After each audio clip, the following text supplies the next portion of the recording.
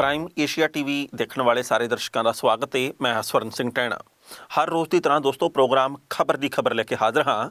ਅੱਜ ਨਵੇਂ ਸਾਲ 2017 ਦਾ ਸਾਡਾ ਇਹ ਪਹਿਲਾ ਪ੍ਰੋਗਰਾਮ ਹੈ ਤੇ ਇਸ ਕਰਕੇ ਸਾਰੇ ਹੀ ਦੇਸ਼ ਦੁਨੀਆ ਦੇ ਵਿੱਚ ਵਸਦੇ ਪ੍ਰਾਈਮ ਏਸ਼ੀਆ ਟੀਵੀ ਦੇ ਸੂਝਵਾਨ ਦਰਸ਼ਕਾਂ ਨੂੰ ਨਵੇਂ ਸਾਲ ਦੀਆਂ ਲੱਖ ਲੱਖ ਮੁਬਾਰਕਾਂ। ਲੰਘਿਆ ਵਰਿਆਂ ਦੇ ਵਿੱਚ ਤੁਸੀਂ ਜਿਹੜੀਆਂ ਮੰਜ਼ਲਾਂ ਸਰ ਨਹੀਂ ਕਰ ਸਕੇ ਉਹ 2017 ਯਾਨੀ ਕਿ ਚਾਲੂ ਨਵੇਂ ਵਰੇ ਦੇ ਵਿੱਚ ਜ਼ਰੂਰ ਸਰ ਕਰੋ। ਇਸ ਗੱਲ ਦੀ ਅਸੀਂ ਕਾਮਨਾ ਕਰਦੇ ਹਾਂ। ਪਰ ਮੇਰੀ ਨਿੱਜੀ ਤੌਰ ਦੇ ਉੱਤੇ ਰਾਏ ਵੀ ਹੈ ਜਿਹੜੀ ਮੈਂ ਖੁਦ ਦੇ ਉੱਤੇ ਲਾਗੂ ਕਰਨ ਦੀ ਵੀ ਹਮੇਸ਼ਾ ਕੋਸ਼ਿਸ਼ ਕਰਦਾ ਹਾਂ ਕਿ ਨਵੇਂ ਵਰੇ ਦੇ ਵਿੱਚ ਅਸੀਂ ਇਹ ਅਹਿਦ ਕਰਿਆ ਕਰੀਏ ਕਿ ਘੱਟੋ ਘੱਟ ਆਪਣੇ ਅੰਦਰੋਂ ਇੱਕ ਬੁਰਾਈ ਦਾ ਖਾਤਮਾ ਕਰਾਂਗੇ। ਨਿੱਜੀ ਥਾਂ ਦੇ ਉੱਤੇ ਸਮੂਹ ਦੇ ਬਾਬਤ ਲੋਕਾਈ ਦੇ ਬਾਬਤ ਸੋਚਣ ਦੀ ਵੀ ਕੋਸ਼ਿਸ਼ ਦੇ ਵਿੱਚ ਜੁਟਾਂਗੇ। ਸਾਨੂੰ ਆਪਣੇ ਆਲੇ ਦੁਆਲੇ ਦੇ ਵਿੱਚ ਜੋ ਗਰੀਬ ਗੁਰਬੇ ਲੋਕ ਨੇ ਉਹਨਾਂ ਦੇ ਬਾਬਤ ਕੁਝ ਨਾ ਕੁਝ ਸੋਚਣਾ ਚਾਹੀਦਾ ਹੈ। ਸਾਨੂੰ ਮੰਦਰਾਂ, ਮਸਜਿਦਾਂ, ਗੁਰਦੁਆਰਿਆਂ, ਚਰਚਾਂ ਦੇ ਨਾਲ ਉਹਨਾਂ ਲੋੜਵੰਦਾਂ ਦੇ ਬਾਬਤ ਸੋਚਣਾ ਚਾਹੀਦਾ ਹੈ ਜਿਹੜੇ 2 ਵਕਤ ਦੀ ਰੋਟੀ ਤੋਂ ਆਤੁਰ ਨੇ, ਜਿਹੜੇ ਕੁੱਲੀ ਗੁੱਲੀ ਤੇ ਜੁੱਲੀ ਦੀਆਂ ਸਹੂਲਤਾਂ ਤੋਂ ਹਾਲੇ ਵੀ ਵਿਰਵੇ ਨੇ। ਇਸ ਕਰਕੇ ਅਸੀਂ ਉਹਨਾਂ ਬਾਰੇ ਵੀ ਸੋਚੀਏ ਤਾਂ ਜੋ ਸਾਡੀ ਜ਼ਿੰਦਗੀ ਇਸੇ ਥਾਂ ਦੇ ਉੱਤੇ, ਇਸੇ ਧਰਤੀ ਦੇ ਉੱਤੇ ਸਫਲ ਹੋਵੇ। ਅਸੀਂ ਆਪਣੀਆਂ ਜ਼ਿੰਮੇਵਾਰੀਆਂ ਨਿਭਾਈਏ, ਫਰਜ਼ਾਂ, ਹੱਕਾਂ ਤੇ ਜ਼ਿੰਮੇਵਾਰੀਆਂ ਨੂੰ ਅਸੀਂ ਬਰਾਬਰ ਦਾ ਦਰਜਾ ਦੇਈਏ। ਸੋ ਮੇਰੇ ਵੱਲੋਂ ਇੱਕ ਵਾਰ ਫੇਰ ਨਵੇਂ ਸਾਲ ਦੀਆਂ ਬਹੁਤ ਬਹੁਤ ਮੁਬਾਰਕਾਂ। ਤੇ ਹੁਣ ਗੱਲ ਕਰਦੇ ਹਾਂ ਪਹਿਲੀ ਖਬਰ ਦੇ ਉੱਤੇ। ਭਾਰਤ ਦੇ ਪ੍ਰਧਾਨ ਮੰਤਰੀ ਨੇ 8 ਨਵੰਬਰ ਨੂੰ ਨੋਟਬੰਦੀ ਦਾ ਐਲਾਨ ਕੀਤਾ ਸੀ। 30 ਦਸੰਬਰ ਤੱਕ ਨੋਟਬੰਦੀ ਦਾ ਇਹ ਫਾਰਮੂਲਾ ਚੱਲਿਆ। ਅਸੀਂ ਉਹਨਾਂ 50 ਦਿਨਾਂ ਦੀ ਤੁਹਾਡੇ ਨਾਲ ਗੱਲਬਾਤ ਸਾਂਝੀ ਕਰਦੇ ਰਹੇ ਹਾਂ ਕਿ ਲੋਕ ਕਿਹੜੀਆਂ ਮੁਸ਼ਕਲਾਂ ਵਿੱਚੋਂ ਗੁਜ਼ਰ ਰਹੇ ਨੇ। ਹੁਣ ਉਹ ਜਿਹੜੀ ਨੋਟਬੰਦੀ ਦੇ ਦਿਨ ਨੇ ਉਹ ਖਤਮ ਹੋ ਚੁੱਕੇ ਨੇ।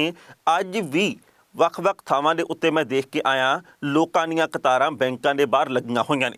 ਭਾਰਤ ਦੇ ਪ੍ਰਧਾਨ ਮੰਤਰੀ ਨੇ 31 ਦਸੰਬਰ ਨੂੰ 7:30 ਵਜੇ ਸ਼ਾਮੀ ਦੇਸ਼ ਨੂੰ ਸੰਬੋਧਨ ਕੀਤਾ। ਲੋਕਾਂ ਦੇ ਵਿੱਚ ਬੜੀ ਕਿਉਰਿਓਸਿਟੀ ਸੀ, ਲੋਕਾਂ 'ਚ ਬੜੀ ਉਤਸੁਕਤਾ ਸੀ ਕਿ ਪ੍ਰਧਾਨ ਮੰਤਰੀ ਸਾਹਿਬ ਪਤਾ ਨਹੀਂ ਕੀ ਗੱਲਾਂ ਕਹਿਣਗੇ। ਕਿਤੇ ਸਾਨੂੰ ਰਾਹਤ ਦੇਣ ਦੀ ਗੱਲ ਕਹਿਣਗੇ ਜਾਂ ਕਿਤੇ ਇਹ ਨਾ ਹੋਵੇ 2000 ਦਾ ਨੋਟ ਬੰਦ ਕਰਨ ਦੀ ਗੱਲ ਵੀ ਕਰ ਜਾਣ। ਪਰ ਪ੍ਰਧਾਨ ਮੰਤਰੀ ਸਾਹਿਬ ਨੇ ਗੱਲਾਂ ਦਾ ਕੜਾਹ ਬਣਾਇਆ। ਉਹਨਾਂ ਨੇ ਕੋਈ ਕੰਮ ਦੀ ਗੱਲ ਨਹੀਂ ਕੀਤੀ। 1-2 ਖੇਤਰਾਂ ਦੇ ਵਿੱਚ ਉਹਨਾਂ ਨੇ ਗੱਲਾਂ ਕੀਤੀਆਂ ਕਿ ਘਰ ਲੈਣ ਵਾਲਿਆਂ ਨੂੰ ਜਾਂ ਉੱਪਰਲੀ ਮੰਜ਼ਿਲ ਬਣਾਉਣ ਵਾਲਿਆਂ ਨੂੰ ਅਸੀਂ ਕਰਜ਼ੇ ਦੇ ਵਿੱਚ ਥੋੜ੍ਹੀ ਬਹੁਤੀ ਰਾਹਤ ਦਿਆ ਕਰਾਂਗੇ। ਪਰ ਨਾ ਤਾਂ ਨੋਟਬੰਦੀ ਦੌਰਾਨ ਮਰਨ ਵਾਲੇ 100 ਲੋਕਾਂ ਦੀ ਉਹਨਾਂ ਨੇ ਗੱਲ ਕੀਤੀ, ਨਾ ਹੀ ਉਹਨਾਂ ਨੇ ਮਹਿੰਗਾਈ ਘਟਾਉਣ ਦੀ ਗੱਲ ਕੀਤੀ, ਨਾ ਹੀ ਉਹਨਾਂ ਨੇ ਇਹ ਗੱਲ ਕਹੀ ਕਿ ਕਾਲਾ ਧਨ ਜੋ ਬਾਹਰਲੇ ਮੁਲਕਾਂ 'ਚ ਪਿਆ ਉਹਨੂੰ ਅਸੀਂ ਵਾਪਸ ਕਿਵੇਂ ਲੈ ਕੇ ਆਵਾਂਗੇ। ਸੋ 45 ਮਿੰਟ ਦਾ ਉਹਨਾਂ ਦਾ ਭਾਸ਼ਣ ਕਿਸੇ ਦੇ ਪੱਲੇ ਨਹੀਂ ਪਿਆ। ਸੋ ਇਹ ਵੀ ਜਾਣਕਾਰੀ ਹੁਣ ਮਿਲੀ ਹੈ ਕਿ ਜਿਹੜੀਆਂ ਪੰਜਾਬ ਦੀਆਂ ਵਿਧਾਨ ਸਭਾ ਚੋਣਾਂ ਹੋਣੀਆਂ ਨੇ ਨੋਟਬੰਦੀ ਦੇ ਚੱਲਦਿਆਂ ਇੱਥੇ ਵੀ ਪਹਿਲਾਂ ਵਾਲੀ ਗਹਿਮਾ ਗਹਿਮੀ ਦਿਖਾਈ ਨਹੀਂ ਦੇ ਰਹੀ, ਕਿਉਂਕਿ ਜਿੰਨੇ ਵੀ ਉਮੀਦਵਾਰ ਨੇ ਉਹ ਇਸ ਵਾਰ ਕਿਰਸ ਕਰ ਰਹੇ ਨੇ ਆਪਣੇ ਪ੍ਰਚਾਰ ਦੇ ਉੱਤੇ। ਤੇ ਜਦੋਂ ਕਿਰਸ ਕੀਤੀ ਜਾਵੇ ਤਾਂ ਪ੍ਰਚਾਰ ਮਗ ਨਹੀਂ ਸਕਦਾ, ਪੱਖ ਨਹੀਂ ਸਕਦਾ। ਇਸ ਕਰਕੇ ਹਾਲੇ ਦੀ ਤਰੀਕ ਤੱਕ ਕਹਿੰਦੇ ਆ, ਭਵਿੱਖ ਦਾ ਕੁਝ ਕਹਿ ਨਹੀਂ ਸਕਦੇ ਕਿ ਬਹੁਤੀ ਚੋਣ ਦਿਲਚਸਪੀ ਹੈ ਜਿਹੜੀ ਉਹ ਲੋਕਾਂ ਦੇ ਮਨਾਂ ਵਿੱਚ ਪੈਦਾ ਨਹੀਂ ਹੋਈ। ਲੋਕ ਖਬਰਾਂ ਪੜ੍ਹ ਛੱਡਦੇ ਨੇ, ਚੈਨਲਾਂ ਦੇ ਉੱਤੇ ਚਰਚਾ ਦੇਖ ਛੱਡਦੇ ਨੇ, ਪਰ ਹਾਲੇ ਤੱਕ ਜ਼ਮੀਨੀ ਪੱਧਰ ਦੇ ਉੱਤੇ ਉਮੀਦਵਾਰ ਖਰਚਾ ਕਰਦੇ ਦਿਖਾਈ ਨਹੀਂ ਦੇ ਰਹੇ। ਤੇ ਇਸ ਖਬਰ ਦਾ ਵੇਰਵਾ ਇਸ ਤਰੀਕੇ ਨਾਲ ਕਿ ਨੋਟਬੰਦੀ ਕਰਕੇ ਇਸ ਵਾਰ ਹੋਣ ਵਾਲੀਆਂ ਵਿਧਾਨ ਸਭਾ ਚੋਣਾਂ ਲਈ ਉਮੀਦਵਾਰਾਂ ਵੱਲੋਂ ਚੋਣ ਪ੍ਰਚਾਰ ਮੁਹਿੰਮ ਜ਼ਿਆਦਾ ਖਰਚੀਲੀ ਹੋਣ ਦੀ ਸੰਭਾਵਨਾ ਨਹੀਂ ਹੈ। ਨੋਟਬੰਦੀ ਤੋਂ ਪਹਿਲਾਂ ਹੋਈਆਂ ਚੋਣਾਂ ਤੱਕ ਤਾਂ ਚਾਹੇ ਚੋਣ ਕਮਿਸ਼ਨ ਵੱਲੋਂ ਨਿਯੁਕਤ ਕੀਤੇ ਗਏ ਅਬਜ਼ਰਵਰ ਚੋਣ ਖਰਚਿਆਂ ਉੱਤੇ ਨਿਗਰਾਨੀ ਰੱਖਦੇ ਰਹੇ ਨੇ, ਪਰ ਨੋਟਬੰਦੀ ਤੋਂ ਬਾਅਦ ਤਾਂ ਉਮੀਦਵਾਰਾਂ ਲਈ ਖਰਚੇ ਕਰਨੇ ਹੋਰ ਵੀ ਔਖੇ ਹੋ ਜਾਣਗੇ। ਕੁਝ ਥਾਵਾਂ ਨੂੰ ਛੱਡ ਕੇ ਤਾਂ ਨਵੀਂ ਕਰੰਸੀ ATM ਵਿੱਚ ਤੇ ਬੈਂਕਾਂ ਵਿੱਚ ਪੁੱਜ ਚੁੱਕੀ ਹੈ, ਪਰ ਇਸ ਦੇ ਬਾਵਜੂਦ ਜ਼ਿਆਦਾ ਥਾਵਾਂ ਦੇ ਉੱਤੇ ਨਵੀਂ ਕਰੰਸੀ ਮਿਲਣੀ ਕਾਫੀ ਔਖੀ ਦੱਸੀ ਜਾ ਰਹੀ ਹੈ। ਤੇ ਹੁਣ ਕੋਈ ਵੀ ਆਗੂ ਵੱਡੀ ਕਰੰਸੀ ਰੱਖਣ ਦਾ ਜ਼ੋਖਮ ਨਹੀਂ ਲਏਗਾ। ਚੋਣਾਂ ਵਿੱਚ ਤਾਂ ਕਈ ਆਗੂਆਂ ਵੱਲੋਂ ਆਪਣੇ ਸਮਰਥਕਾਂ ਨੂੰ ਨਕਦੀ ਵੰਡਣ ਦੇ ਮਾਮਲੇ ਸਾਹਮਣੇ ਆਉਂਦੇ ਰਹੇ ਨੇ, ਪਰ ਇਸ ਵਾਰ ਤਾਂ ਨਕਦੀ ਵੰਡਣ ਦਾ ਕੰਮ ਲਗਭਗ ਖਤਮ ਹੀ ਹੋ ਜਾਏਗਾ, ਕਿਉਂਕਿ ਇਸ ਤਰ੍ਹਾਂ ਦੀ ਸੰਭਾਵਨਾ ਹੈ ਕਿ ਜੇਕਰ ਕਰੰਸੀ ਵੰਡਣ ਦੀਆਂ ਸ਼ਿਕਾਇਤਾਂ ਆਉਂਦੀਆਂ ਨੇ ਤਾਂ ਇਸ ਮਾਮਲੇ ਵਿੱਚ ਅਬਜ਼ਰਵਰ ਕਾਰਵਾਈ ਕਰ ਸਕਦੇ ਨੇ। ਸੂਤਰਾਂ ਦੀ ਮੰਨੀਏ ਤਾਂ ਉਮੀਦਵਾਰਾਂ ਦੇ ਕਈ ਸਮਰਥਕਾਂ ਨੇ ਤਾਂ ਹੁਣ ਖਰਚੇ ਕਰਨ ਲਈ ਨਵੇਂ ਉਪਾਅ ਲੱਭਣੇ ਸ਼ੁਰੂ ਕਰ ਦਿੱਤੇ ਨੇ। ਜਿੱਥੇ ਪਹਿਲਾਂ ਕਈ ਉਮੀਦਵਾਰ ਸਾਰੀ ਮੁਹਿੰਮ ਦਾ ਖਰਚਾ ਕਰਦੇ ਰਹੇ ਖੁਦ ਹੀ, ਪਰ ਇਸ ਵਾਰ ਤਾਂ ਛੋਟੀਆਂ ਰੈਲੀਆਂ ਤੇ ਹੋਰ ਛੋਟੇ ਸਮਾਗਮ ਕਰਨ ਲਈ ਸਮਰਥਕਾਂ ਦੀ ਸਹਾਇਤਾ ਲਈ ਜਾ ਰਹੀ ਹੈ। ਕੁਝ ਸਮੇਂ ਪਹਿਲਾਂ ਇੱਕ ਹੋਈ ਰੈਲੀ ਦੀ ਤਾਂ ਇੱਥੋਂ ਤੱਕ ਚਰਚਾ ਸੀ ਕਿ ਦੇਸ਼ ਭਰ ਵਿੱਚ ਲੋਕ ਕਰੰਸੀ ਲੈਣ ਨੂੰ ਲੈ ਕੇ ਕਤਾਰਾਂ ਵਿੱਚ ਧੱਕੇ ਖਾ ਰਹੇ ਸਨ, ਪਰ ਰੈਲੀ ਲਈ ਖਰਚੇ ਸਮਰਥਕਾਂ ਦੇ ਸਿਰ ਪਾ ਦਿੱਤੇ ਗਏ। ਇਸ ਵਾਰ ਵੀ ਕਈਆਂ ਦੇ ਚੋਣ ਪ੍ਰਚਾਰ ਕਰਨ ਲਈ ਖਰਚੇ ਸਮਰਥਕਾਂ ਦੇ ਖਾਤੇ ਵਿੱਚ ਦਿਖਾਏ ਜਾਣਗੇ ਤੇ ਸਮਰਥਕਾਂ ਨੂੰ ਵੀ ਖਰਚੇ ਕਰਨ ਲਈ ਕਿਹਾ ਜਾ ਸਕਦਾ ਹੈ। ਨੋਟਬੰਦੀ ਕਰਕੇ ਕੀਤੇ ਜਾਣ ਵਾਲੇ ਖਰਚੇ ਐਡਜਸਟ ਕਰਨ ਲਈ ਤਾਂ ਉਂਝ ਚੋਣਾਂ ਵਿੱਚ ਪਹਿਲਾਂ ਵੀ ਕਈ ਮਾਰਾਂ ਦੀ ਲੋੜ ਪੈਂਦੀ ਸੀ, ਪਰ ਇਸ ਵਾਰ ਇਹ ਮਾਹਿਰ ਪਾਰਟੀਆਂ ਦੇ ਉਮੀਦਵਾਰ ਆਪਣੇ ਖਰਚੇ ਐਡਜਸਟ ਕਰਨ ਦੀ ਜਾਣਕਾਰੀ ਲੈ ਸਕਦੇ ਨੇ। ਇਸ ਖਬਰ ਦੇ ਉੱਤੇ ਟਿੱਪਣੀ ਕਰਦਿਆਂ ਦੋਸਤੋ ਅਸੀਂ ਇਹ ਗੱਲ ਕਹਾਂਗੇ, ਵੈਸੇ ਚੋਣ ਕਮਿਸ਼ਨ ਦੇ ਨਿਯਮਾਂ ਦੇ ਮੁਤਾਬਕ 28 ਲੱਖ ਰੁਪਏ ਦੇ ਵਿੱਚ ਇੱਕ ਵਿਧਾਇਕ ਨੇ ਖਰਚਾ ਕਰਨਾ ਹੁੰਦਾ ਚੋਣ ਲੜਨ ਦੇ ਲਈ, ਤੇ 70-75 ਲੱਖ ਰੁਪਏ ਮੇਰੇ ਖਿਆਲ ਦੇ ਮੁਤਾਬਕ ਲੋਕ ਸਭਾ ਦੀ ਚੋਣ ਵਾਸਤੇ ਨਿਰਧਾਰਿਤ ਕੀਤਾ ਗਿਆ ਖਰਚਾ। ਆਪਾਂ ਜਾਣਦੇ ਹਾਂ ਕਿ 28 ਲੱਖ ਰੁਪਏ ਦੇ ਵਿੱਚ ਇੱਕ ਪਿੰਡ ਦੀ ਸਰਪੰਚੀ ਦੀ ਚੋਣ ਵੀ ਬੜੀ ਮੁਸ਼ਕਲ ਨਾਲ ਹੁੰਦੀ ਹੈ, ਤੇ ਇੱਕ ਵਿਧਾਨ ਸਭਾ ਹਲਕੇ ਦੇ ਵਿੱਚ ਕਿੰਨੇ ਜ਼ਿਆਦਾ ਪਿੰਡ ਹੁੰਦੇ ਨੇ ਇਹਦੇ ਬਾਬਤ ਆਪਾਂ ਸਾਰੇ ਜਾਣਦੇ ਹਾਂ। ਨੋਟਬੰਦੀ ਦਾ ਲੋਕਾਂ ਦੀ ਜ਼ਿਹਨੀਅਤ ਦੇ ਉੱਤੇ, ਲੋਕਾਂ ਦੀ ਜੇਬ ਦੇ ਉੱਤੇ, ਸਮਾਜਿਕ ਸਰੋਕਾਰਾਂ ਦੇ ਉੱਤੇ, ਹਰ ਖੇਤਰ ਦੇ ਉੱਤੇ ਬੇਹੱਦ ਅਸਰ ਪਿਆ ਹੈ। ਲੋਕ 2-2 ਹਜ਼ਾਰ ਰੁਪਏ ਨੂੰ ਜਦੋਂ ਤਰਸਦੇ ਹੋਣ ਤਾਂ ਫਿਰ ਉਹਨਾਂ ਦੇ ਮਨ ਦੇ ਅੰਦਰ ਚਾਹ ਕਿਹੜੇ ਉਮੜਦੇ ਨੇ। ਪਰ ਜਿਹੜੇ ਉਮੀਦਵਾਰ ਨੇ ਉਹਨਾਂ ਨੇ ਇਸ ਵਾਰ ਵੀ 28 ਲੱਖ ਤੋਂ ਕਈ ਗੁਣਾ ਵੱਧ ਖਰਚਾ ਕਰਨਾ ਹੈ, ਕਿਉਂਕਿ ਉਹਨਾਂ ਦੇ ਵੱਲੋਂ ਸਾਰਾ ਪ੍ਰਬੰਧ ਵੇਲਾ ਰਹਿੰਦਿਆਂ ਕਰ ਲਿਆ ਗਿਆ। ਸਾਨੂੰ ਅੱਜ ਦੀ ਤਰੀਕ ਤੱਕ ਜੋ ਚੋਣ ਪ੍ਰਚਾਰ ਦੀਆਂ ਗਤੀਵਿਧੀਆਂ ਨੇ, ਸਰਗਰਮੀਆਂ ਨੇ, ਉਹ ਘੱਟ ਇਸ ਕਰਕੇ ਸ਼ਾਇਦ ਦਿਖਾਈ ਦੇ ਰਹੀਆਂ ਨੇ ਕਿਉਂਕਿ ਹਾਲੇ ਪੰਜਾਬ ਦੇ ਵਿੱਚ ਚੋਣ ਜ਼ਾਬਤਾ ਹੀ ਨਹੀਂ ਲੱਗਾ। ਜਦੋਂ ਚੋਣ ਜ਼ਾਬਤਾ ਨਹੀਂ ਲੱਗਾ ਤੇ ਫਿਰ ਖਰਚੇ ਕਿਹੜੀ ਗੱਲੋਂ ਕਰਨੇ ਨੇ। ਮੈਂ ਇਸ ਗੱਲ ਨੂੰ ਗਰੰਟੀ ਦੇ ਤੌਰ ਤੇ ਕਹਿ ਸਕਦਾ ਕਿ ਪੰਜਾਬ ਦੇ ਵਿੱਚ ਨਸ਼ੇ ਵੀ ਵੰਡੇ ਜਾਣਗੇ, ਪੰਜਾਬ ਦੇ ਵਿੱਚ ਵੋਟਰਾਂ ਨੂੰ ਖਰੀਦਿਆ ਵੀ ਜਾਏਗਾ, ਪੰਜਾਬ ਦੇ ਵਿੱਚ ਵੱਡੀਆਂ ਰੈਲੀਆਂ ਵੀ ਹੋਣੀਆਂ ਨੇ, ਜਿਹੜੀਆਂ ਹੁੰਦੀਆਂ ਨੇ ਸੂਬਾ ਪੱਧਰੀ ਰੈਲੀਆਂ, ਜਿਨ੍ਹਾਂ ਦੇ ਵਿੱਚ ਕੇਂਦਰ ਦੇ ਆਗੂਆਂ ਨੇ ਆਉਣਾ। ਉਹਨਾਂ ਦੇ ਖਰਚੇ ਲੱਖਾਂ ਦੇ ਵਿੱਚ ਵੀ ਬੇਹੱਦ ਜ਼ਿਆਦਾ ਹੁੰਦੇ ਨੇ। ਕੋਈ ਵੀ ਰੈਲੀ ਹਜ਼ਾਰਾਂ ਜਾਂ ਸੌਆਂ ਦੇ ਵਿੱਚ ਨਹੀਂ ਹੁੰਦੀ, ਸਗੋਂ ਲੱਖਾਂ ਦੇ ਵਿੱਚ ਖਰਚੇ ਹੁੰਦੇ ਨੇ। ਲੋਕ ਸਭਾ ਦੀਆਂ ਚੋਣਾਂ ਮੌਕੇ ਤਾਂ ਮੋਦੀ ਸਾਹਿਬ ਦੀ ਇੱਕ ਰੈਲੀ ਕਰੋੜਾਂ ਰੁਪਈਏ ਦੇ ਵਿੱਚ ਪਈ ਸੀ। ਸੋ ਇਸ ਵਾਰ ਪੰਜਾਬ ਦੇ ਵਿੱਚ ਚੋਣ ਦੰਗਲ ਭਖੇਗਾ। ਪਰ ਜਦੋਂ ਚੋਣਾਂ ਦਾ ਐਲਾਨ ਹੋ ਗਿਆ, ਜਾਣਕਾਰ ਸੂਤਰ ਇਹ ਗੱਲ ਦੱਸ ਰਹੇ ਨੇ ਦੋਸਤੋ ਕਿ ਇਸੇ ਹਫ਼ਤੇ ਦੇ ਵਿੱਚ ਚੋਣ ਜ਼ਾਬਤਾ ਲੱਗਣ ਦੀਆਂ ਪੂਰੀਆਂ ਸੰਭਾਵਨਾਵਾਂ ਨੇ। ਜੇਕਰ 6, 7 ਜਾਂ 8 ਤਰੀਕ ਤੱਕ ਚੋਣ ਜ਼ਾਬਤਾ ਲੱਗ ਜਾਂਦਾ ਤਾਂ ਫਿਰ ਇਸ ਗੱਲ ਦੀ ਉਮੀਦ ਕੀਤੀ ਜਾ ਰਹੀ ਹੈ ਕਿ 8 ਤੋਂ ਲੈ ਕੇ 12 ਜਾਂ 13 ਫਰਵਰੀ ਦੇ ਵਿਚਕਾਰ ਕਿਸੇ ਵੀ ਵੇਲੇ ਪੰਜਾਬ ਦੇ ਵਿੱਚ ਚੋਣਾਂ ਹੋ ਸਕਦੀਆਂ ਨੇ। ਖਬਰਾਂ ਦੇ ਉੱਤੇ ਵਿਚਾਰ ਚਰਚਾ ਅਸੀਂ ਇਸੇ ਤਰ੍ਹਾਂ ਜਾਰੀ ਰੱਖਾਂਗੇ, ਪਰ ਪਹਿਲਾਂ ਲੈਣੇ ਇੱਕ ਛੋਟੀ ਜਿਹੀ ਬ੍ਰੇਕ।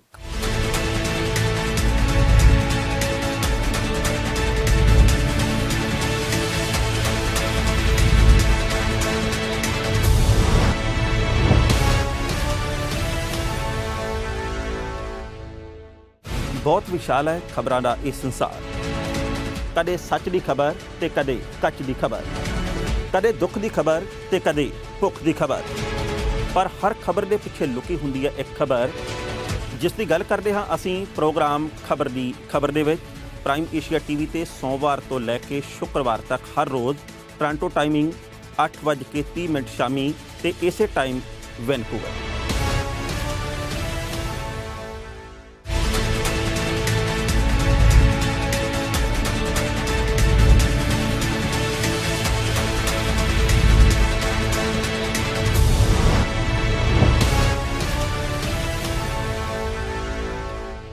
ਬ੍ਰੇਕ ਤੋਂ ਬਾਅਦ ਇੱਕ ਵਾਰ ਫਿਰ ਤੁਹਾਡਾ ਸਵਾਗਤ ਹੈ। ਕੁਝ ਹੋਰ ਖਬਰਾਂ ਦੇ ਉੱਤੇ ਟਿੱਪਣੀਆਂ ਕਰਦੇ ਹਾਂ। ਜਰਨੈਲ ਸਿੰਘ ਜਿਹੜੇ ਕਿ ਲੰਬੀ ਖੇਤਰ ਤੋਂ ਆਮ ਆਦਮੀ ਪਾਰਟੀ ਨੇ ਉਮੀਦਵਾਰ ਐਲਾਨੇ ਨੇ ਮੁੱਖ ਮੰਤਰੀ ਪ੍ਰਕਾਸ਼ ਸਿੰਘ ਬਾਦਲ ਦੇ ਖਿਲਾਫ, ਹਾਲਾਂਕਿ ਹਾਲੇ ਤੱਕ ਮੁੱਖ ਮੰਤਰੀ ਲੰਬੀ ਖੇਤਰ ਤੋਂ ਹੀ ਚੋਣ ਲੜਨਗੇ ਜਾਂ ਕਿਤੋਂ ਹੋਰ, ਇਸ ਗੱਲ ਦਾ ਅਧਿਕਾਰਤ ਤੌਰ ਦੇ ਉੱਤੇ ਐਲਾਨ ਨਹੀਂ ਹੋਇਆ। ਪਰ ਜਰਨੈਲ ਸਿੰਘ ਨੇ ਜਰਨੈਲੀ ਦਿਖਾ ਦਿੱਤੀ ਹੈ, ਉਹ ਮੈਦਾਨ ਦੇ ਵਿੱਚ ਨਿੱਤਰ ਚੁੱਕਿਆ। ਪਰ ਜਾਣਕਾਰੀ ਹੁਣ ਇੱਕ ਇਹ ਪ੍ਰਾਪਤ ਹੋਈ ਹੈ, ਪਹਿਲੀ ਤਾਂ ਇਹੀ ਹੈ ਮੋਟੀ ਜਿਹੀ ਗੱਲ ਕਿ ਜਰਨੈਲ ਸਿੰਘ ਦੇ ਲਈ ਮੁੱਖ ਮੰਤਰੀ ਦੇ ਖਿਲਾਫ ਚੋਣ ਜਿੱਤ ਸਕਣੀ ਕੋਈ ਸੌਖਾ ਕੰਮ ਨਹੀਂ ਹੈ, ਕਿਉਂਕਿ ਹੋਰ ਭਾਵੇਂ ਪੰਜਾਬ ਦੇ ਕਿਸੇ ਹਿੱਸੇ ਦੇ ਵਿੱਚ ਵਿਕਾਸ ਹੋਇਆ ਹੋਵੇ ਜਾਂ ਨਾ ਹੋਇਆ ਹੋਵੇ, ਬਠਿੰਡੇ ਦੇ ਵਿੱਚ, ਲੰਬੀ ਦੇ ਵਿੱਚ ਤੇ ਜਲਾਲਾਬਾਦ ਦੇ ਵਿੱਚ 3 ਖੇਤਰਾਂ ਦੇ ਵਿੱਚ ਤਾਂ ਵਿਕਾਸ ਹੋਇਆ। ਇਹ ਤਾਂ ਗੱਲ ਸਾਨੂੰ ਚਿੱਟੇ ਦਿਨ ਦੇ ਵਾਂਗ ਮੰਨਣੀ ਹੀ ਪੈਣੀ ਹੈ। ਪਰ ਜਰਨੈਲ ਸਿੰਘ ਹੋਰਾਂ ਦੇ ਬਾਬਤ ਇੱਕ ਖਬਰ ਇਹ ਵੀ ਪ੍ਰਾਪਤ ਹੋ ਰਹੀ ਹੈ ਕਿ ਉਹ ਦਿੱਲੀ ਦੇ ਰਾਜੌਰੀ ਗਾਰਡਨ ਤੋਂ ਆਮ ਆਦਮੀ ਪਾਰਟੀ ਦੇ ਮੌਜੂਦਾ ਵਿਧਾਇਕ ਨੇ। ਚੋਣ ਕਮਿਸ਼ਨ ਦੇ ਵੱਲੋਂ ਉਹਨਾਂ ਨੂੰ ਇਹ ਗੱਲ ਸਾਫ਼ ਤੇ ਸਪਸ਼ਟ ਸ਼ਬਦਾਂ ਵਿੱਚ ਕਹਿ ਦਿੱਤੀ ਗਈ ਹੈ ਕਿ ਦਿੱਲੀ ਵਾਲੀ ਵੋਟਰ ਲਿਸਟ ਦੇ ਵਿੱਚੋਂ ਆਪਣਾ ਨਾਂ ਕਟਵਾ ਲਵੋ। ਜਦੋਂ ਨਾਂ ਕਟਵਾ ਲੈਣਗੇ ਤਾਂ ਫਿਰ ਉੱਥੋਂ ਦੀ ਵਿਧਾਇਕੀ ਵੀ ਸਾਬਕਾ ਹੋ ਜਾਏਗੀ, ਉੱਥੇ ਵੀ ਕਾਟਾ ਫਿਰ ਜਾਣਾ, ਉਹ ਉੱਥੋਂ ਦੇ MLA ਨਹੀਂ ਰਹਿਣਗੇ। ਤੇ ਪੰਜਾਬ ਦੇ ਵਿੱਚ ਆਪਣਾ ਵੋਟਰ ਸੂਚੀ ਵਿੱਚ ਨਾਂ ਦਰਜ ਕਰਵਾ ਲਵੋ। ਜੇਕਰ ਤੁਸੀਂ ਇੱਥੋਂ ਚੋਣ ਲੜਨੀ ਆ ਤਾਂ ਫਿਰ ਤੁਸੀਂ ਉਸ ਸੂਬੇ ਦੇ ਵਸਨੀਕ ਹੋਣੇ ਚਾਹੀਦੇ ਹੋ। ਇਹ ਚੋਣ ਕਮਿਸ਼ਨ ਨੇ ਗੱਲ ਕਹੀ ਹੈ। ਪਰ ਆਮ ਆਦਮੀ ਪਾਰਟੀ ਦੇ ਇਸ ਉਮੀਦਵਾਰ ਵੱਲੋਂ ਕਿਹਾ ਗਿਆ ਕਿ ਦਿੱਲੀ ਦੇ ਵਿੱਚੋਂ ਨਾਂ ਕਟਵਾ ਵੀ ਰਹੇ ਆ ਤੇ ਪੰਜਾਬ ਦੇ ਵਿੱਚ ਨਾਂ ਸ਼ਾਮਿਲ ਵੀ ਕਰਵਾ ਰਹੇ ਆ। ਚੋਣ ਅਸੀਂ ਲੜਨੀ ਹੀ ਲੜਨੀ ਹੈ। ਇਹ ਜੋ ਵਿਭਾਗੀ ਕਾਰਵਾਈਆਂ ਨੇ, ਇਹ ਜੋ ਨਿਯਮ ਨੇ, ਇਹ ਜੋ ਸ਼ਰਤਾਂ ਨੇ, ਇਹਨਾਂ ਨੂੰ ਅਸੀਂ ਖਿਹੜੇ ਮੱਥੇ ਪ੍ਰਵਾਨ ਕਰਦੇ ਹਾਂ। ਤੇ ਇਸ ਖਬਰ ਦਾ ਸੰਖੇਪ ਦੇ ਵਿੱਚ ਵੇਰਵਾ ਇਸ ਤਰੀਕੇ ਨਾਲ ਕਿ ਪੰਜਾਬ ਵਿੱਚ ਵਿਧਾਨ ਸਭਾ ਚੋਣ ਲੜਨ ਉੱਤੇ ਲੰਬੀ ਸੀਟ ਤੋਂ ਮੁੱਖ ਮੰਤਰੀ ਪ੍ਰਕਾਸ਼ ਸਿੰਘ ਬਾਦਲ ਦੇ ਖਿਲਾਫ ਮੈਦਾਨ ਵਿੱਚ ਉਤਰਨ ਤੋਂ ਪਹਿਲਾਂ ਆਮ ਆਦਮੀ ਪਾਰਟੀ ਦੇ ਨੇਤਾ ਜਰਨੈਲ ਸਿੰਘ ਨੂੰ ਇੱਕ ਹੋਰ ਪ੍ਰੀਖਿਆ ਵਿੱਚੋਂ ਲੰਘਣਾ ਪਵੇਗਾ। ਵਿਧਾਨ ਸਭਾ ਚੋਣ ਲੜਨ ਲਈ ਸਬੰਧਤ ਸੂਬੇ ਵਿੱਚ ਵੋਟ ਹੋਣੀ ਜ਼ਰੂਰੀ ਹੈ। ਲੋਕ ਸਭਾ ਚੋਣਾਂ ਲਈ ਕਿਸੇ ਵੀ ਸੂਬੇ ਵਿੱਚ ਵੋਟ ਹੋਵੇ ਤਾਂ ਉਮੀਦਵਾਰ ਦੇਸ਼ ਭਰ ਵਿੱਚ ਕਿਸੇ ਵੀ ਹਲਕੇ ਤੋਂ ਚੋਣ ਲੜ ਸਕਦਾ ਹੈ। ਚੋਣ ਕਮਿਸ਼ਨ ਪੰਜਾਬ ਨੇ ਉਹਨਾਂ ਨੂੰ ਸਪਸ਼ਟ ਕਿਹਾ ਹੈ ਕਿ ਜੇਕਰ ਪੰਜਾਬ ਦੇ ਵਿੱਚ ਚੋਣ ਲੜਨੀ ਹੈ ਤਾਂ ਪਹਿਲਾਂ ਉਹਨਾਂ ਨੂੰ ਦਿੱਲੀ ਵਿਧਾਨ ਸਭਾ ਤੋਂ ਅਸਤੀਫਾ ਦੇਣਾ ਪਏਗਾ ਤੇ ਵੋਟ ਬਣਵਾਉਣ ਦੇ ਲਈ ਅਪਲਾਈ ਕਰਨਾ ਹੋਏਗਾ। ਪਰ ਉਸ ਤੋਂ ਪਹਿਲਾਂ ਉਹਨਾਂ ਨੂੰ ਦਿੱਲੀ ਦੀ ਵੋਟਰ ਸੂਚੀ ਵਿੱਚੋਂ ਨਾਂ ਕਟਵਾਉਣਾ ਪਏਗਾ। ਦੱਸਣਯੋਗ ਹੈ ਕਿ ਦਿੱਲੀ ਦੀ ਵੋਟ ਕੱਟਦਿਆਂ ਹੀ ਉਹਨਾਂ ਦੀ ਦਿੱਲੀ ਵਿਧਾਨ ਸਭਾ ਦੀ ਮੈਂਬਰਸ਼ਿਪ ਚਲੀ ਜਾਵੇਗੀ। ਜਰਨੈਲ ਸਿੰਘ ਇਸ ਵਕਤ ਦਿੱਲੀ ਦੇ ਵਿੱਚ ਆਮ ਆਦਮੀ ਪਾਰਟੀ ਦੇ ਵਿਧਾਇਕ ਨੇ। ਦੂਜੀ ਜਾਣਕਾਰੀ ਇਹ ਪ੍ਰਾਪਤ ਹੋਈ ਹੈ ਕਿ ਜਰਨੈਲ ਸਿੰਘ ਨੇ ਕਿਹਾ ਕਿ ਪੰਜਾਬ ਦੇ ਵਿੱਚ ਵੋਟ ਬਣਵਾਉਣ ਲਈ ਅਸੀਂ ਪ੍ਰਕਿਰਿਆ ਸ਼ੁਰੂ ਕਰ ਦਿੱਤੀ ਹੈ। ਉਮੀਦ ਹੈ ਇਹਦੇ ਵਿੱਚ ਕੋਈ ਸਮੱਸਿਆ ਨਹੀਂ ਆਵੇਗੀ ਤੇ ਛੇਤੀ ਹੀ ਉਹਨਾਂ ਦਾ ਨਾਂ ਪੰਜਾਬ ਦੀ ਵੋਟਰ ਸੂਚੀ ਦੇ ਵਿੱਚ ਜੁੜ ਜਾਵੇਗਾ। ਇਸ ਖਬਰ ਦੇ ਉੱਤੇ ਟਿੱਪਣੀ ਕਰਦਿਆਂ ਨਿੱਜੀ ਤੌਰ ਦੇ ਉੱਤੇ ਦੋਸਤੋ ਮੈਂ ਇਹ ਗੱਲ ਕਹਾਂਗਾ ਕਿ ਜਰਨੈਲ ਸਿੰਘ ਦੇ ਵੱਲੋਂ ਬਹੁਤ ਵੱਡਾ ਰਿਸਕ ਲਿਆ ਜਾ ਰਿਹਾ। ਮੁੱਖ ਮੰਤਰੀ ਦੇ ਖਿਲਾਫ ਚੋਣ ਲੜਨ ਦਾ ਉਹਨਾਂ ਨੇ ਜੋ ਜੀਰਾ ਦਿਖਾਇਆ ਉਹਨੂੰ ਤਾਂ ਅਸੀਂ ਸਲਾਮ ਕਰਦੇ ਹਾਂ, ਪਰ ਜਿੱਤ ਸਕਣਾ, ਜਿਵੇਂ ਮੈਂ ਪਹਿਲਾਂ ਗੱਲ ਕਹੀ ਹੈ, ਇਹ ਕੋਈ ਸੌਖਾ ਕੰਮ ਨਹੀਂ ਹੈ।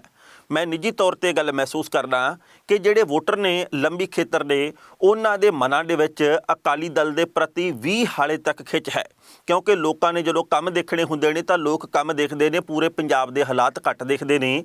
ਅਸੀਂ ਪੱਤਰਕਾਰ ਹਾਂ, ਤੁਸੀਂ ਦਰਸ਼ਕ ਹੋ, ਕਿਉਂਕਿ ਤੁਸੀਂ ਦੂਰ ਬੈਠੇ ਹੋ, ਇਸ ਕਰਕੇ ਤੁਹਾਡੇ ਮਨ ਦੇ ਵਿੱਚ ਸਾਰੇ ਪੰਜਾਬ ਦੇ ਲਈ ਇੱਕ ਸਮਾਨ ਦਰਦ ਹੈ।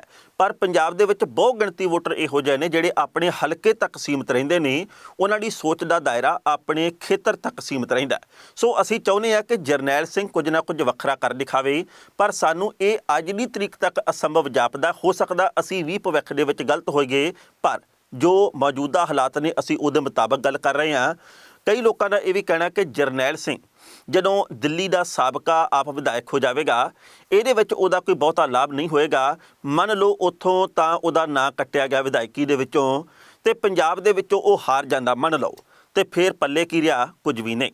ਪਰ ਜੇਕਰ ਆਪਾਂ ਲੜਦੇ ਹਾਂ ਲੋਕ ਸਭਾ ਦੀ ਚੋਣ, ਤਾਂ ਭਾਵੇਂ ਤੁਸੀਂ ਪੰਜਾਬ ਦੇ ਵੋਟਰ ਹੋਵੋ ਤਾਂ ਜਾ ਕੇ ਗੁਜਰਾਤ ਤੋਂ ਵੀ ਚੋਣ ਲੜ ਸਕਦੇ ਹਾਂ, ਤੁਸੀਂ ਯੂਪੀ ਦੇ ਵੋਟਰ ਹੋਵੋ ਤਾਂ ਪੰਜਾਬ ਦੇ ਵਿੱਚ ਵੀ ਆ ਕੇ ਚੋਣ ਲੜ ਸਕਦੇ ਹੋ। ਪਰ ਨਿਯਮਾਂ ਦੇ ਮੁਤਾਬਕ ਜੋ ਕਿ ਚੋਣ ਕਮਿਸ਼ਨ ਨੇ ਕਿਹਾ ਕਿ ਸੂਬਾਈ ਚੋਣ ਲੜਨ ਦੇ ਲਈ ਉਸੇ ਸੂਬੇ ਦਾ ਵੋਟਰ ਹੋਣਾ ਜ਼ਰੂਰੀ ਹੈ, ਖਾਸ ਕਰਕੇ ਵਿਧਾਨ ਸਭਾ ਚੋਣ ਲੜਨ ਦੇ ਲਈ। ਸੋ ਆਮ ਆਦਮੀ ਪਾਰਟੀ ਦੇ ਇਸ ਜਰਨੈਲ ਦਾ ਭਵਿੱਖ ਕੀ ਹੋਵੇਗਾ?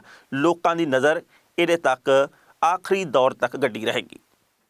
ਦੋਸਤੋ, ਕਦੇ-ਕਦੇ ਮੈਂ ਇਹ ਗੱਲ ਮਹਿਸੂਸ ਕਰਦਾ ਕਿ ਜਿਹੜੇ ਰਾਜਨੀਤਿਕ ਲੋਕ ਨੇ, ਇਹਨਾਂ ਦੇ ਵੱਲੋਂ ਜਦੋਂ ਪਾਲਾ ਬਦਲਿਆ ਜਾਂਦਾ, ਇੱਕ ਤੋਂ ਦੂਜੀ ਪਾਰਟੀ ਵਿੱਚ ਸ਼ਾਮਲ ਹੁੰਦੇ ਨੇ, ਤਾਂ ਅਸੀਂ ਸਭ ਤੋਂ ਵੱਧ ਅਗਰੈਸਿਵ ਹੁੰਦੇ ਆ।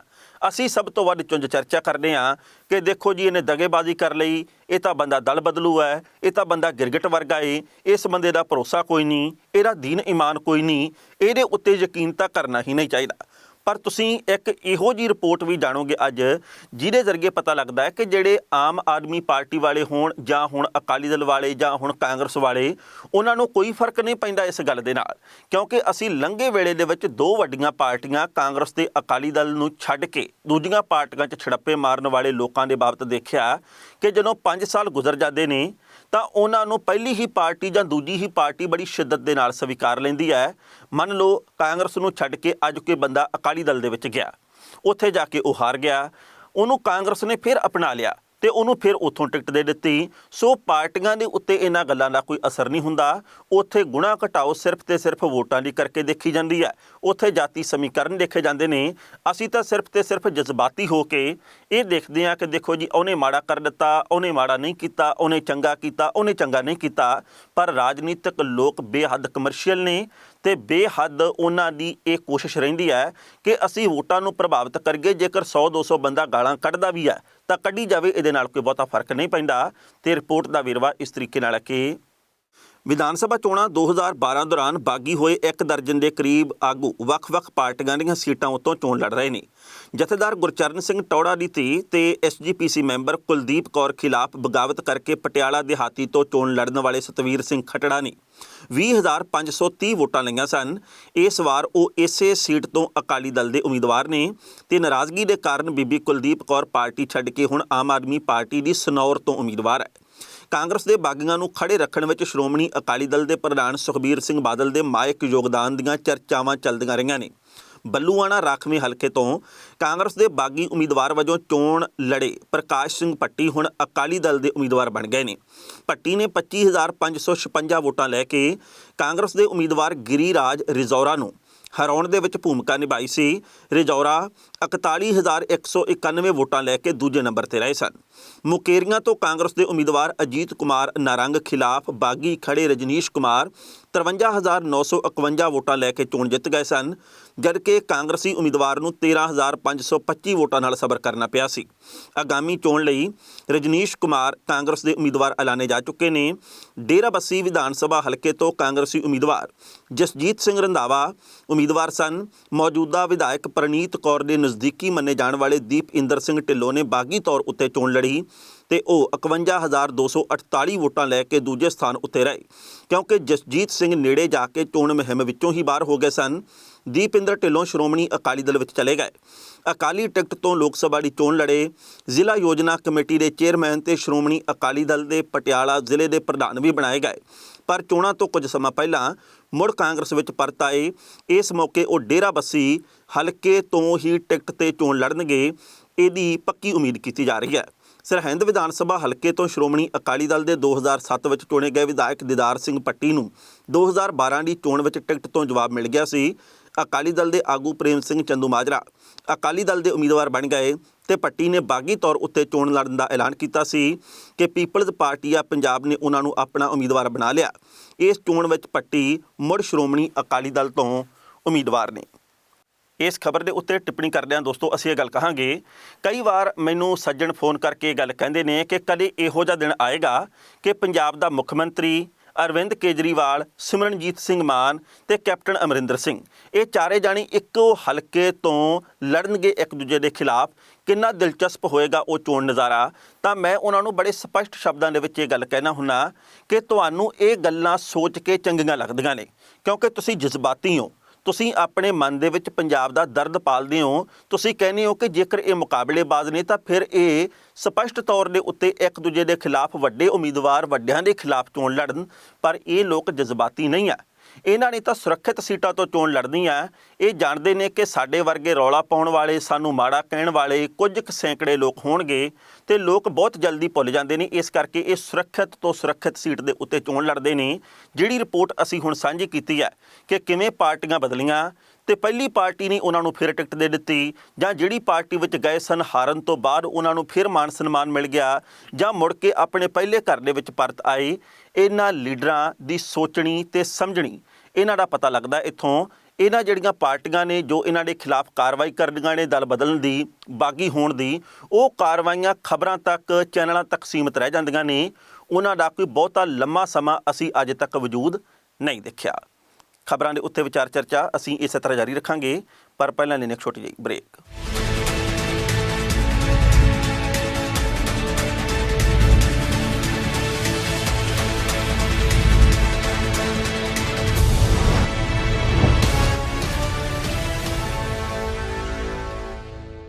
ਤੁਹਾਡੀ ਤੇ ਸਾਡੀ ਯਾਨੀ ਕਿ ਸਾਡੀ ਸਾਰਿਆਂ ਦੀ ਜ਼ਿੰਦਗੀ ਨਾਲ ਸੰਬੰਧਿਤ ਮਸਲੇ, ਕੁਝ ਦੇਸ਼ ਦੇ, ਕੁਝ ਪ੍ਰਦੇਸ਼ ਦੇ, ਕੁਝ ਵਿਦੇਸ਼ ਦੇ, ਕੁਝ ਇਤਿਹਾਸ ਦੇ, ਕੁਝ ਮਿਥਿਹਾਸ ਦੇ, ਕੁਝ ਸਮਾਜ ਦੇ, ਕੁਝ ਰਾਜਨੀਤੀ ਦੇ, ਕੁਝ ਚੰਗੇ ਵੀ, ਕਦੇ-ਕਦੇ ਮਾੜੇ ਵੀ। ਅਸੀਂ ਸਾਰੇ ਮਸਲੇ ਵਿਚਾਰਦੇ ਹਾਂ। ਤੁਸੀਂ ਦੇਖ ਸਕਦੇ ਹੋ ਸੋਮਵਾਰ ਤੋਂ ਸ਼ਨੀਵਾਰ ਤੱਕ program Prime Discussion @Prime Asia TV।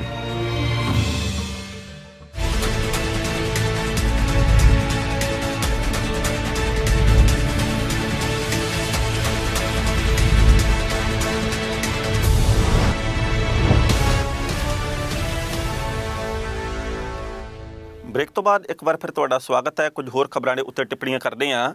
ਲੰਘੇ ਕੱਲ੍ਹ ਤਾਂ ਇੱਕ ਅਦਭੁਤ ਨਜ਼ਾਰਾ ਦੇਖਣ ਨੂੰ ਮਿਲਿਆ। ਇੱਕ ਕਮਾਲ ਦੀ ਗੱਲ ਹੈ ਜਿਹੜੀ ਸਾਡੇ ਸਾਹਮਣੇ ਆਈ। ਪੰਜਾਬ ਦੇ ਸਿੱਖਿਆ ਮੰਤਰੀ ਡਾਕਟਰ ਦਲਜੀਤ ਸਿੰਘ ਚੀਮਾ ਦੇ ਘਰ ਦੇ ਵਿੱਚ 100-125 ETT ਬੇਰੁਜ਼ਗਾਰ ਅਧਿਆਪਕ ਧਰਨਾ ਦੇਣ ਲਈ ਚਲਾ ਗਿਆ ਚੰਡੀਗੜ੍ਹ ਦੇ ਵਿੱਚ। ਅੱਗੋਂ ਪਤਾ ਲੱਗਾ ਜਦੋਂ ਚੀਮਾ ਸਾਹਿਬ ਨੂੰ ਤਾਂ ਉਹ ਇਸ ਗੱਲ ਦੇ ਉੱਤੇ ਨਾਰਾਜ਼ ਹੋ ਗਏ। ਉਹਨਾਂ ਨੇ ਚੰਡੀਗੜ੍ਹ ਦੀ ਪੁਲਿਸ ਨੂੰ ਕਿਹਾ ਵੀ ਮੇਰੇ ਘਰ ਦੇ ਵਿੱਚੋਂ, ਮੇਰੀ ਕੋਠੀ ਦੇ ਵਿੱਚੋਂ ਇਹ ਧਰਨਾ ਦੇਣ ਵਾਲੇ, ਪ੍ਰਦਰਸ਼ਨ ਕਰਨ ਵਾਲੇ ਅਧਿਆਪਕ ਬਾਹਰ ਕੱਢੇ ਜਾਣ। ਕਹਿੰਦੇ ਨੇ ਕਿ ਚੰਡੀਗੜ੍ਹ ਦੀ ਪੁਲਿਸ ਨੇ ਉਹਨਾਂ ਦੀ ਇੱਕ ਨਹੀਂ ਸੁਣੀ। ਉਹਨਾਂ ਨੇ ਕਿਹਾ ਵੀ ਅਸੀਂ ਆਪਣੇ ਹੋਰ ਕੰਮਾਂ ਦੇ ਵਿੱਚ ਮਸਰੂਫ ਹਾਂ, ਤੁਸੀਂ ਉੱਪਰੋਂ ਲੈ ਕੇ ਆਓ ਆਰਡਰ, ਅਸੀਂ ਤਾਂ ਫਿਰ ਕੁਝ ਕਰ ਸਕਦੇ ਹਾਂ। ਕਿਉਂਕਿ ਪੰਜਾਬ ਦੀ ਜਿਹੜੀ ਕੈਬਨਿਟ ਹੈ ਉਹਦੀ ਚੰਡੀਗੜ੍ਹ ਦੀ ਪੁਲਿਸ ਨੇ ਤਾਂ ਮੰਨਣੀ ਨਹੀਂ।